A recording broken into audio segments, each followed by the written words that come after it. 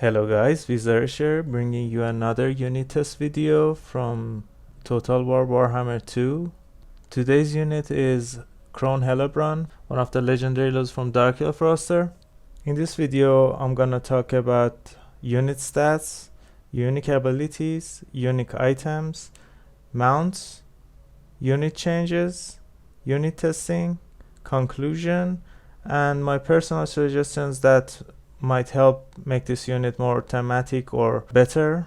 And let's talk about stats. As you guys can see, this unit has great melee attack and weapon strength with armor piercing and anti-infantry. The armor is lacking, which is understandable as Priestess of Cain don't wear many clothes and armor. They prefer to fight naked. The leadership is great. She has a great speed on foot and a great charge bonus. So let's talk about the abilities on this hero. I'm not gonna talk about the shared abilities and items between Hellebron and the other units, as they're gonna get their own video. And right now I'm just trying to analyze Hellebron unique items and ability and see how they do in fight.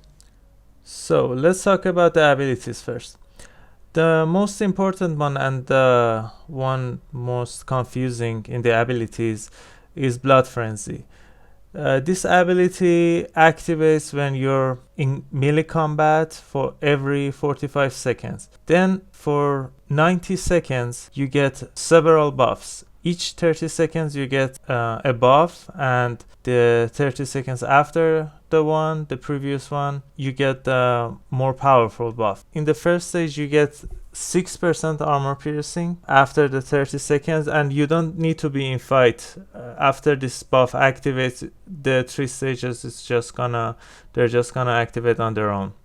So after 45 seconds in fight, you get the first stage, which is 6% armor piercing. The second stage is 12% armor piercing and 9% vigor replenishment, and the third stage is 80% armor piercing, 80% vigor replenishment. So it's an ability that helps Hellebron have staying power in fight, have more damage, and be able to fight more by replenishing her vigor. Another ability that is unique to Hellebron is Gaze of Cain. It's an AoE buff. When cast, increases melee attack, leadership, and weapon strength of units inside of it, and has no effect on enemy units, but it induces rampage to your units if their HP hits certain thresholds. If I remember correctly, there are 2 stages, one at 80% or around 80%, the other one I think around 40. Now let's talk about Hellebron's unique items,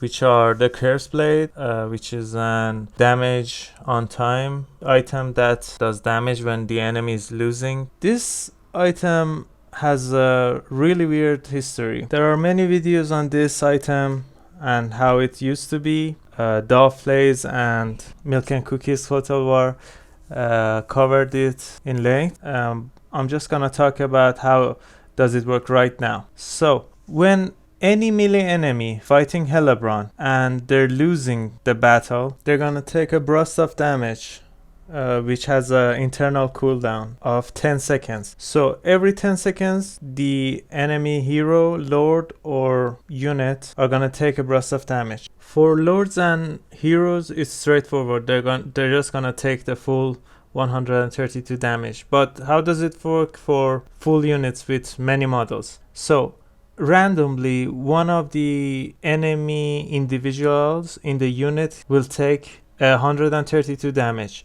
If they have more health than that, they're gonna survive, just like heroes and lords. But if they have less than 132 damage, they're just gonna outright die.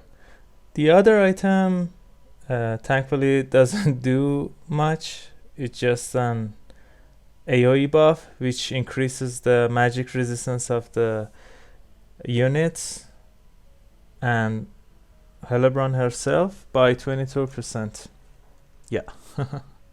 So the mounts. First of all, she can be taken on foot horse, cauldron of blood, and manticore. So on the foot and horse, the stats are practically the same. She's just gonna have more health, more speed, and more charge bonus. Nothing else changes. But on the cauldron, like many other mounts, she's getting less melee attack and melee defense, weapon strength, and manticore is the same. Her stats get diminished. Some of them increases, like health and armor. And one fun fact is that Hellebron is the only legendary lord which doesn't get the 80 armor when she's on the manticore. All of the lords and heroes in Dark Elf, Chaos have 80 armor on their manticore, but Hellebron doesn't keep this.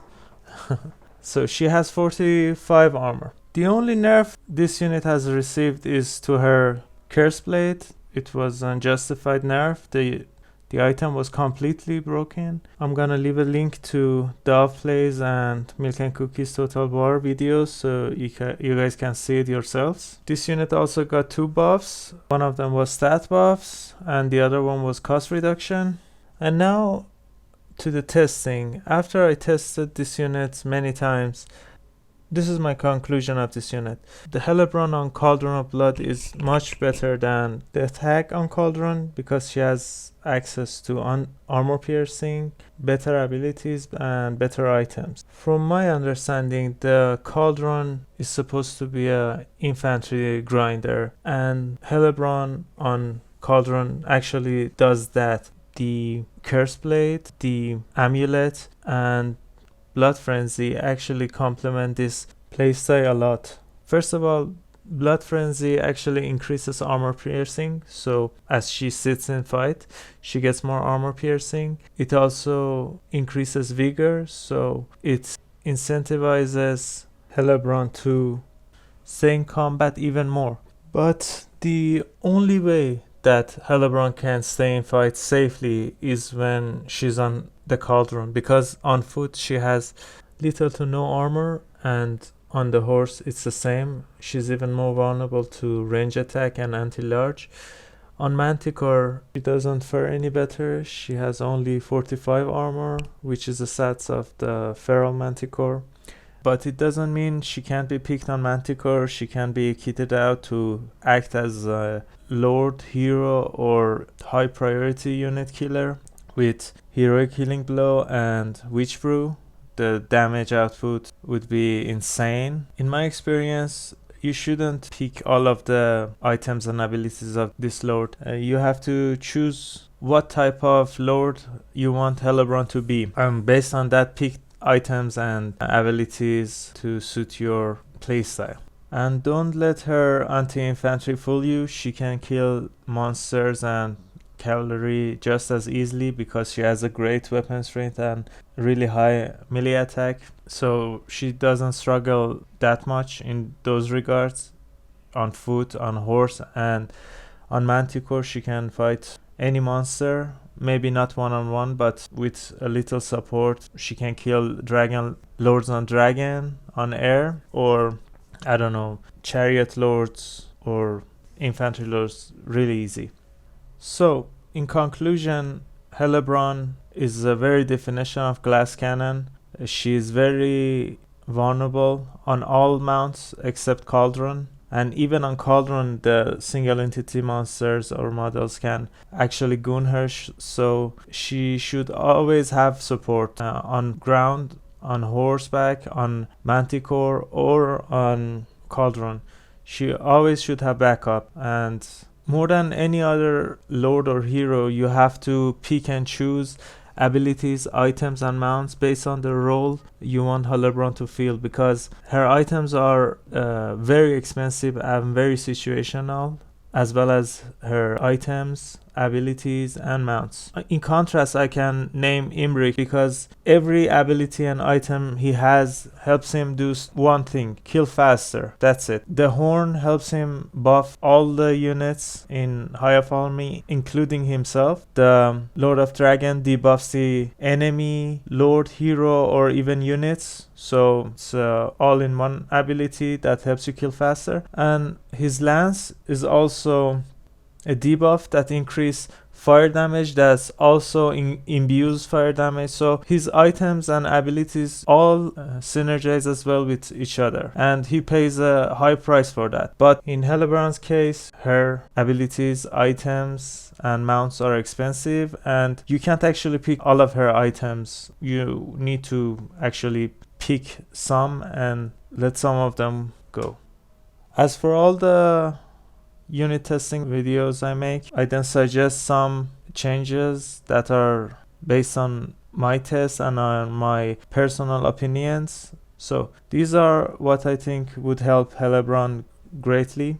I think a slight price decrease for her abilities is a good direction to go, because as I said, the abilities are too expensive and they are all situational. The other change I suggest is that make Gaze of Cain induce rampage to both friendly and enemy units. If any unit is under the threshold and standing in the AoE of the ability, they get the rampage and they have to stay in combat for the duration of the ability, which is 24 seconds. It's not that long. It's not going to be broken, and I think it helps Hellebron a lot to be more competitive in multiplayer.